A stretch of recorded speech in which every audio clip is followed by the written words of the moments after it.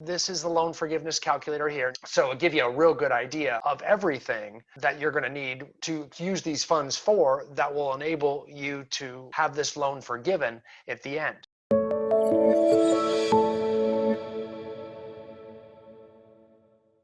Hi, this is Brian Icenhower, and I'm here to explain a new tool we have at Icenhower Coaching and Consulting, and that is our PPP Loan Forgiveness Calculator. When I mean PPP, I mean the Small Business Administration SBA loan, the PPP loan, or the Paycheck Protection Program that so many people in the United States have received to keep your payroll. It's designed by the United States federal government to allow employers of small businesses to keep their payroll going for 2.5 months to 3 months while the coronavirus shutdown was in place, where a lot of businesses could not continue to operate.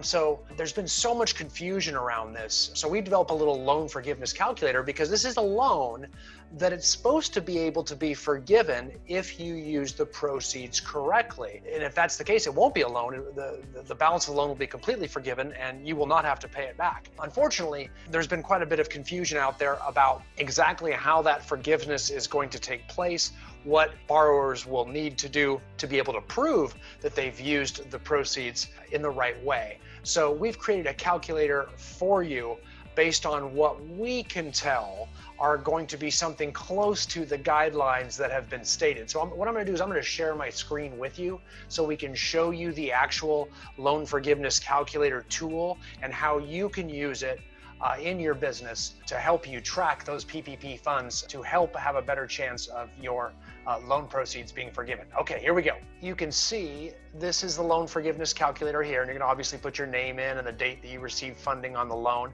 And one of the things we want to know is when was your loan term covered? And you can say when, from when was your period begin date and end date on the loan? And that's something that's important to know, and you can check with your accountant about that as well too. The time period going to be covered on the loan, and you can use that from your payroll records to fill that in too. If you look across the bottom, we're going through the budget aspect right now. We're on the estimated forgiveness portion of the budget down below. So this is worksheet 1, where we talk about the number of full-time employees you have per month during these months as well too, whether they're seasonal or not, things like that. You can input the loan amount here that you received on the loan, any net allowable expenses that you have, and then you can see this disclaimer is what I want to talk to you about first, which is very important. Understand this is a planning spreadsheet only, and you're going to see it's very detailed. We're just getting into page 1 of it right now to help you track these expenses. Many of the details surrounding the supposed forgiveness of PP loans have not yet been provided. So this should be used in theory only based on what they're kind of telling us. This may very well be overkill. It might not be enough. Who knows? Because we do not have any specifics about this other than the vague generalities that have been provided by the SBA as of late and the federal government. We know that when borrowers eventually go back to the bank through the forgiveness process, there could very likely be a completely different set of rules and processes that will be applied. The government can certainly change their mind between now and then anyway. So please do not entirely rely on these calculations. Please go to your own accountant. Use these as loose numbers for planning only, and consult your own professional accounting and or tax advisor. That is probably the most important part about this disclaimer. That's why you'll see it at the bottom of every page, right? Then we move into the next worksheet down here at the bottom, your allowable expenses for the budget. And then we can break down, what you're expecting. Now this is a budget, so we're forecasting over the next, let's say 2 months or 8 weeks, how much you expect to pay in gross wages, health insurance, state unemployment taxes, employer retirement benefits, et cetera, all the way through. So it'll give you a real good idea of everything that you're going to need to use these funds for that will enable you to have this loan forgiven at the end.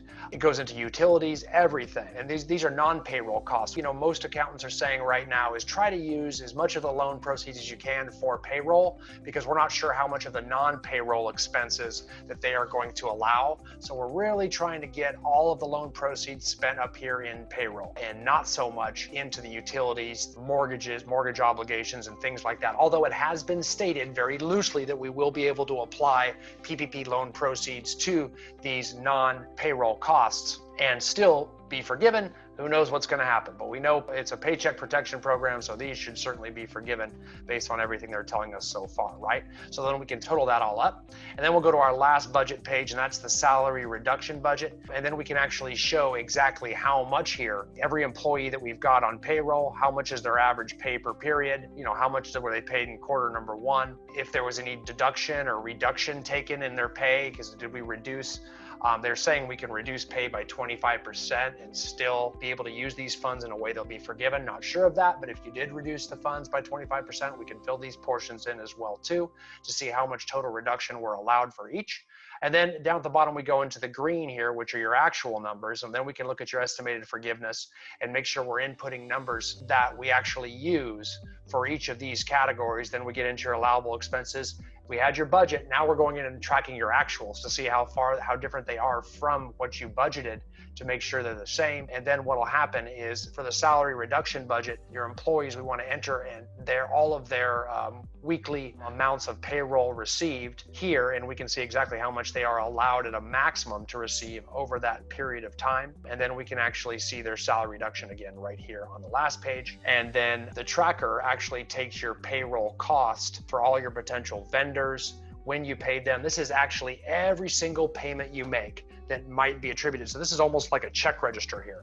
So every single amount that goes out, all outgoing funds would be tracked here, almost like a check register. So that way, worst comes to worst, we have this and we can show how we're accounting for every single transaction and how all your PPP funds were used to ensure that we do receive forgiveness on 100% of our payroll funds that way. So that's the idea behind it. I hope that makes sense for you on how we actually use this calculator. And it's very, very detailed, like I said. Understand, it may seem a little bit daunting to you at first, but we're trying to be all-inclusive and overly thorough because we are tracking here, and this should cover every potential guideline that's been mentioned by the federal government, the Department of Treasury, the Small Business Association, and a wide-ranging number of accountants across the land have talked about all these potential considerations, and they've changed a lot. So understand, the 25% reduction in payroll is all you're allowed. That's been talked about. It hasn't been established as a criteria yet, but it's been talked about a lot since the PPP loan was created through the CARES Act by the federal government. Same with what you're going to need to show for forgiveness. I've heard everything from just payroll portion of your tax returns, like your Form 940 or 941 might do it. Check registers might do it. Copies of bank statements might do it. Something like this might do it. But this will help you keep it straight so that you are making sure that you're spending the right amount of money from those PPP funds to get them all spent in time on the right sources so that your loan is completely forgiven. Again, I would also run this form by your accountant to make sure it jives with what your accountant sees you needing to do as well too, and whether your accountant thinks this is accurate and a good tool for you as well. So I hope this helps, gives you some peace of mind and some organization with your PPP funds so that you are able to continue to use those funds in a way that keeps your business moving forward and that your loan is 100% forgiven. Okay, thanks again.